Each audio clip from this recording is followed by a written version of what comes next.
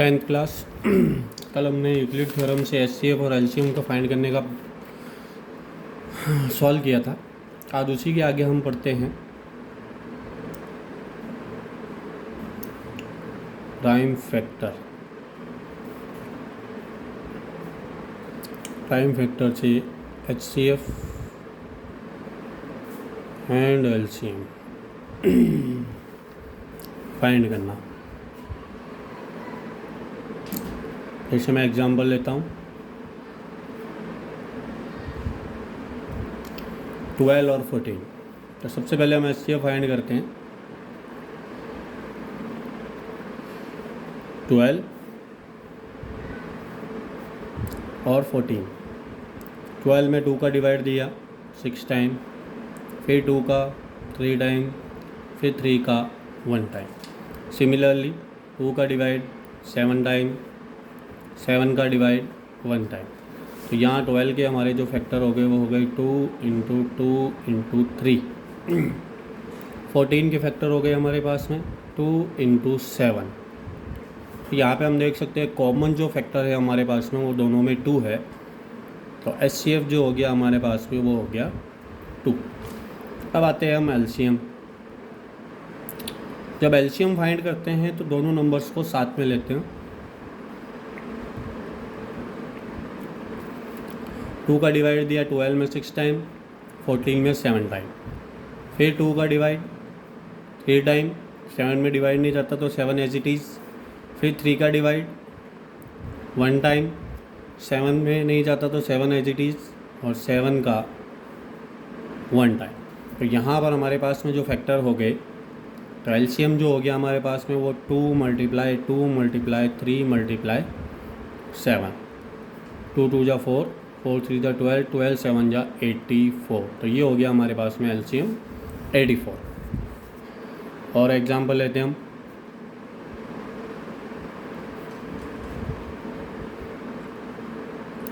जैसे ये 3 नंबर्स हो गए मेरे पास में 8 9 और 5। सबसे पहले एचसीएफ फाइंड करता हूँ। 8 9 5। 2 का डिवाइड 4 टाइम, फिर 2 का डिवाइड 2 टाइम, 2 का डिवाइड 1 टाइम, 3 का डिवाइड 3 टाइम, फिर 3 का डिवाइड 1 टाइम, 5 का डिवाइड 1 टाइम। तो यहाँ पर 8 के फैक्टर हो गए हमारे पास में 2 मल्टीप्लाई 2 मल्टीप्लाई 2। 9 के फैक्टर हो गए 3 मल्टीप्लाई 3। 5 के फैक्टर हो गया 5। तो यहाँ पर हम देख सकते हैं इन तीनों में कोई भी कॉमन एलिमेंट नहीं है। तो जब कॉमन एलिमेंट नहीं होता है तो हम मल्टीप्लाई में 1 लेते हैं। तो अब यहाँ पर हमारे पास में कॉमन फैक्टर 1 हो गया। तो एचसीएफ जो हो गया हमारे पास में 1। अब लेते हैं एलसीएम। तो सभी नंबर्स को साथ में लेता हूँ। 8 9 5। 2 का divide 4 time, 9 as it is, 5 as it is. 2 का डिवाइड 2 टाइम, ये नंबर एज इट इज़, फिर 2 का डिवाइड 1 टाइम।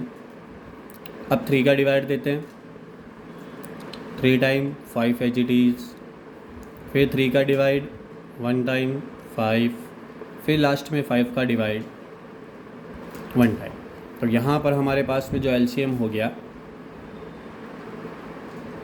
सभी नंबर्स को मल्टीप्लाई करते हैं। 2 multiply 2 multiply 2 multiply 3 multiply 3 multiply 5। तो 2 2 जा 4, 4 2 जा 8।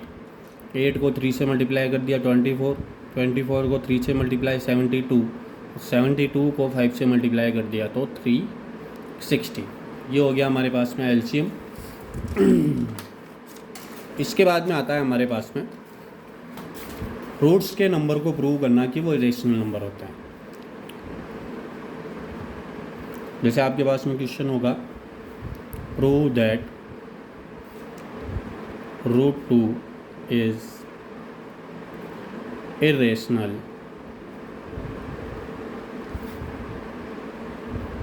नंबर। तो सबसे पहले हमें इसका अपोजिट एज्यूम करना है। assume that √2 is rational number.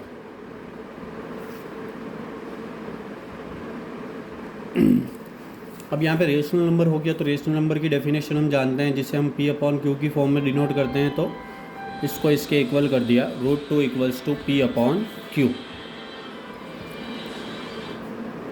Where P and Q are integers and common factor is 1। ये लैंग्वेज हमको याद रहनी चाहिए, हमेशा यही लैंग्वेज का आपको यूज़ करना है कि P और Q ये जो दोनों वैल्यू होती है वो हमेशा इंटीजर्स में होती है। इंटीजर्स मतलब जो प्लस में भी हो सकती है और माइनस में भी, और इन दोनों का कॉमन फैक्टर 1 का मतलब हो गया आपके पास में कि P और Q में ओनली फॉर जो डिवाइड जाएगा वो 1 का जाएगा। फिर उसके बाद में यहाँ पर इसके अपॉन में कोई नंबर नहीं था तो 1 लिख लिया हमने। क्रॉस मल्टीप्लिकेशन हम यहाँ करते हैं।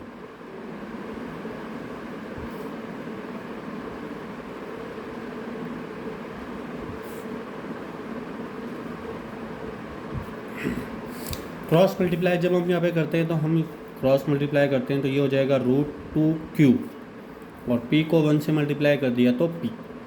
अब बोथ साइड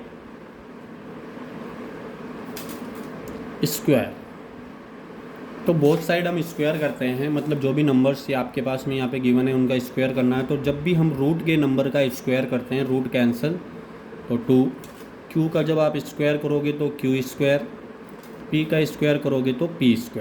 इसको यहाँ पर हमने इक्वेशन नंबर फर्स्ट से डिनोट कर दिया। अब आगे यहाँ पे हम देख सकते हैं Q² के साथ में मल्टीप्लाई में 2 है, तो हम इसको जब ट्रांसफ़र करेंगे तो ये डिवाइड में ट्रांसफ़र होगा, तो यहाँ हमारे पास में टर्म बन जाएगी P²/2। इट मीन्स P²/2 का मीन्स हो गया कि P² में 2 का डिवाइड जाता है। इसका मतलब P² इज़ डिविजिबल बाय 2। तो अगर आपके पास में कोई नंबर है, अगर उसके स्क्वायर में किसी नंबर का डिवाइड जाता है, इसका मतलब उस नंबर में भी डिवाइड जाता है। फॉर एग्जांपल मैं लेना चाहूँ, जैसे 2 में 2 का डिवाइड जाता है, तो आप 2 का स्क्वायर करोगे तो 4 में भी 2 का डिवाइड जाएगा। It means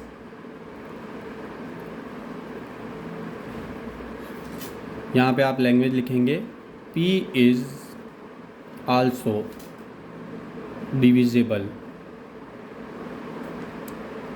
by 2। तो कहने का मतलब ये हो गया कि P जो है वो 2 से डिविजिबल है, 2 से डिविजिबल है। इसका मतलब P का एक फैक्टर हमारे पास में 2 हो गया, क्योंकि अभी हमने आगे प्राइम फैक्टर पढ़े थे, वहाँ पर डिवाइड देते हैं हम प्राइम फैक्टर में, तो हम उसी नंबर का डिवाइड देते हैं जो उसका फैक्टर होता है। तो यहाँ पर P में 2 का डिवाइड जा रहा है, इसका मतलब P का जो फैक्टर हो गया वो 2 हो गया। तो यहाँ पर हम P के इक्वल में 2 लेते हैं, और इस 2 के साथ में कोई भी एक आप लेटर यूज़ करेंगे। जैसे मैंने यहाँ पे एक लेटर यूज़ कर लिया A। फिर जो हमने ऊपर किया था वो यहाँ पर यूज़ करना है, बोथ साइड स्क्वायर। वापस हम स्क्वायर करते हैं तो यहाँ हम देख सकते हैं P का तो हो जाएगा P², 2 का हो जाएगा आपके पास में 4, और A का स्क्वायर करोगे तो वो हो जाएगा A²। अब हम चलते हैं हमारी इक्वेशन नंबर फर्स्ट में। तो आप इक्वेशन नंबर फर्स्ट में देख सकते हैं 2Q² = P²। तो यहाँ इक्वेशन फर्स्ट से हम ये जो P² की वैल्यू है आपके पास में, वो वैल्यू इक्वेशन नंबर सेकेंड में पुटअप करते हैं। Put in value in equation second by equation first. तो P² की वैल्यू आप देख सकते हैं, P² किसके इक्वल है, 2Q² के। तो P² की जगह हमने वैल्यू लिख ली 2Q² = हमारे पास में जो वैल्यू थी 4A²। अब यहाँ पर हम देख सकते हैं ये दोनों 2 की टेबल से कैंसिल हो रहे हैं, तो ये कैंसिल कर दिया 1 टाइम, इसको कैंसिल कर दिया 2 टाइम। तो इक्वेशन बच गई हमारे पास में Q² = 2A²। अब यहाँ हमारे पास में A² के साथ में मल्टीप्लाई में 2 है, तो हम इसको ट्रांसफ़र करते हैं। तो ये इक्वेशन बनेगी हमारे पास में q² = 2 a²। ये हमारे पास में इक्वेशन बन गई। तब आप यहाँ पे देख सकते हैं वही लैंग्वेज जो हमने आगे यूज़ की थी। तो q² is divisible by 2, then q is also divisible by 2। तो हम देख सकते हैं हमने ऊपर की लैंग्वेज में यहाँ पर लिखा था where p and q are integers and common factor is 1। दोनों का कॉमन फैक्टर जो होगा वो हमेशा 1 होगा। 1 होने का मतलब इन दोनों में जो डिवाइड जाएगा वो 1 का जाएगा। बट हमने यहाँ पे प्रूव किया है कि p भी 2 से डिविजिबल है और q भी 2 से डिविजिबल है। इसका मतलब हमने जो एज्यूम किया है इट्स रॉन्ग। तो हम यहाँ पे इसको लैंग्वेज में शो करेंगे, so that we assume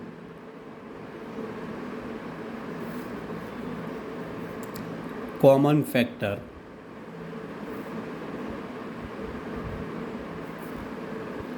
is 1. It's wrong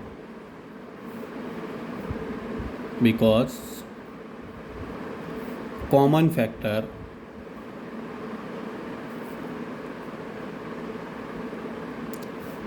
is 2, so that √2 is irrational number. तो जैसा आपने 2 के लिए किया वैसा ही हम 3 के लिए भी कर सकते हैं। सेम इक्वेशन है, जैसे मैंने यहाँ पे 2 की जगह कर दिया 3। तो अब हमें ये प्रूव करना है, prove that √3 is a rational number. Same assume that, यहाँ 2 की जगह हम कर देंगे 3। Assume that √3 is the rational number. तो यहाँ 2 की जगह आपके पास में नंबर हो जाएगा 3। यहाँ पे सेम लैंग्वेज है where p and q are integers and common factor is 1। फिर मैंने बताया था यहाँ पे हम क्रॉस मल्टीप्लाई करेंगे तो यहाँ 2 की जगह आपके पास में नंबर हो जाएगा 3। फिर बोथ साइड आप स्क्वायर करोगे तो 2 की जगह नंबर हो जाएगा आपके पास में 3। फिर यहाँ 2 की जगह हो जाएगा 3। तो अब यहाँ पे अपॉन में 3 आ रहा है, इसका मतलब ये डिविजिबल 2 से नहीं है, किससे है? 3 से। यहाँ पे भी आपके पास में हो जाएगा 3। फिर हम यहाँ पे इसका एक फैक्टर जो लेंगे वो 3 के इक्वल लेंगे। फिर 3 का स्क्वायर करेंगे तो 3 का स्क्वायर हमारे पास में क्या हो जाएगा? 9। यहाँ पर हम 3 लिखेंगे, यहाँ पर हमारे पास में 9 होगा। तो 3 की टेबल से जब हम इसको कैंसिल करेंगे तो वो हो जाएगा 3। तो हम देख सकते हैं यहाँ पर हमारे पास में q² = 3a² हो गया। तो यहाँ पे जब हम इसको डिवाइड में ट्रांसफ़र करेंगे तो यहाँ 3 आ जाएगा।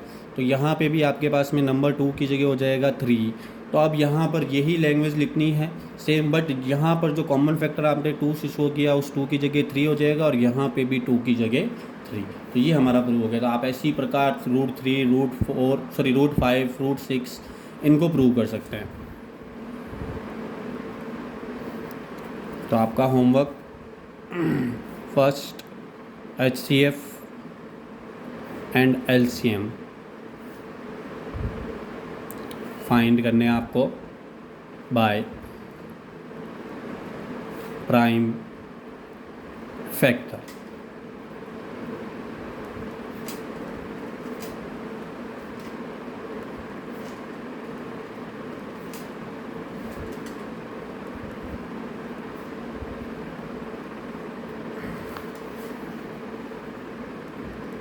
सेकेंड आपको प्रूव करना है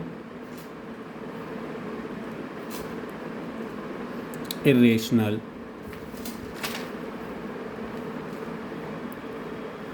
नंबर्स। उसमें फर्स्ट हो गया आपके पास में √5 और सेकंड हो गया आपके पास में √6।